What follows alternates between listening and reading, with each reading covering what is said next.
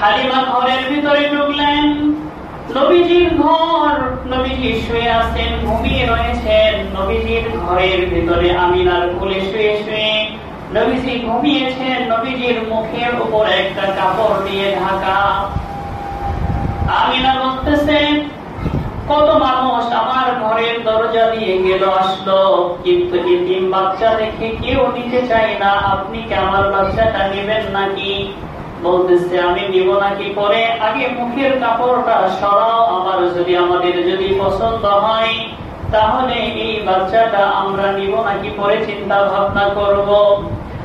যখনই নাকি নবীজির মুখের উপর থেকে তার মা আমিনা কাপড়টা সরালেন, আর হালিমাতুস সাদিয়া তিনি যখন নবীজির চেহারার দিকে তাকিয়ে দেখলেন, আল্লাহ পাক রব্বুল আলামিন হালিমার অন্তরের ভিতরে, হালিমার চোখের ভিতরে, হালিমার মনের ভিতরে এত মুহাব্বত ছেড়ে দিল।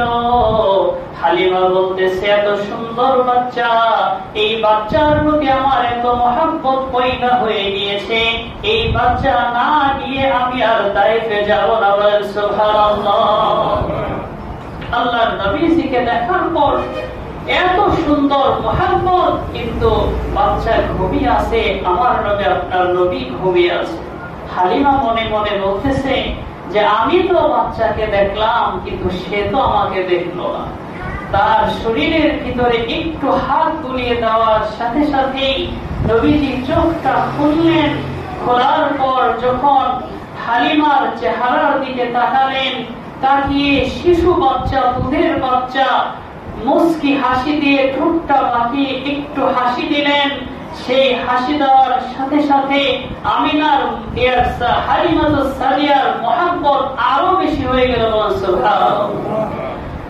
ঘর থেকে বের হয়ে তার স্বামীকে বলতেছে যে দুনিয়াতে আমার বয়স কম হয় নাই, অনেক বাচ্চা আমি মানুষ করেছি, কুরাইশ বংশের অনেক বাচ্চা আমি দেখেছি, কিন্তু আজ এই ঘরের ভিতরে যেই বাচ্চা আমি দেখলাম, এমন বাচ্চা আমি আমার জীবনেও দেখি নাই। বলেন সুবহানাল্লাহ।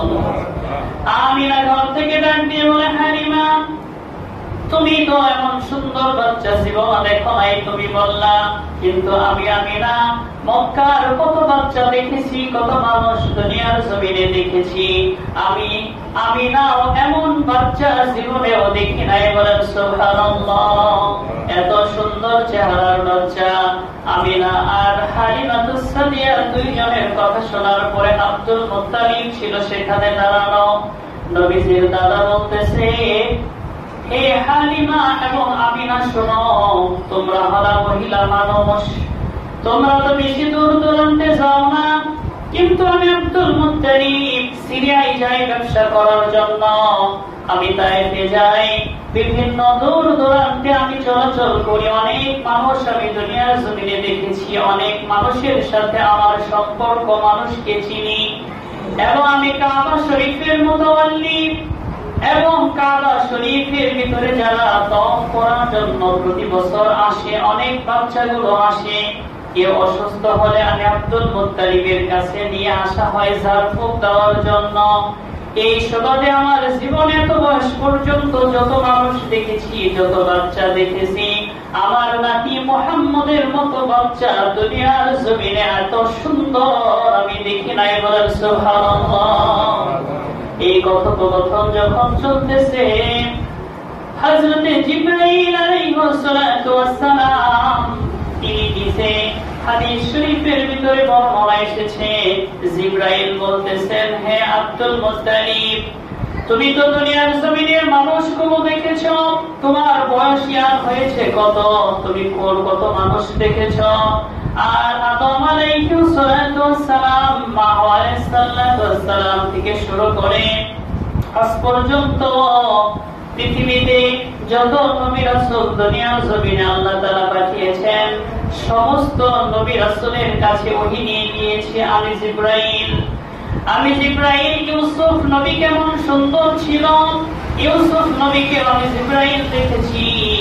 আমি জিবরাইল ইউনুস আলাইহিস সালাম যখন মাছের পেটে ছিল, আমি জিবরাইল ইউনুস নবীকেও দেখেছি।